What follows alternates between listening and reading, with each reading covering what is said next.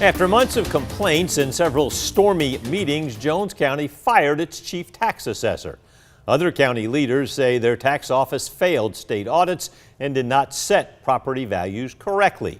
Ellie Milliken shares what this could mean for the county's property owners. Now we have a chance, I think, to finally get some of this behind us and try to get things right. Getting things right, like firing Jones County's chief tax appraiser last week. For the past few months, people have tried to replace the Board of Tax Assessors and the chief assessor, Tony George. They filed petitions, attended meetings, and asked county commissioners to meet. Finally, the county added 3 members of the assessor's board.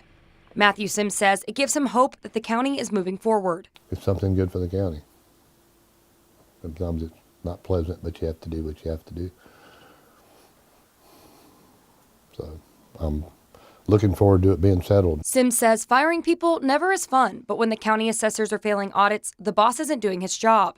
He says failing these audits is causing utility taxes to decrease, which costs the county money. And it could cost even more if the state decides to fine them. Eventually, it's going to impact everybody's taxes. The county tells me George has officially moved out, and they're in the process of looking for a new chief tax assessor. Lee Stanford, the chair of the tax assessor board, wants to see her board and the tax office work as a team. Last Thursday, they decided to fire Tony George, and Stanford says when you fail audits, there are consequences. State reports say Jones County tax values are lower than the home's real values. When a county does not meet the sales ratio, utility companies are not required to pay taxes based on 40% of the value. The citizens are, but the utility companies are not. She agrees that the county loses money when utility taxes are too low, and she says they're doing everything in their power to fix things. From bringing in outside consultants, outside firms to perform the countywide assessment and to closely reevaluate every policy and procedure of the office to make sure that we're in compliance with all the state regulations. Stanford encourages anyone with concerns to reach out to her.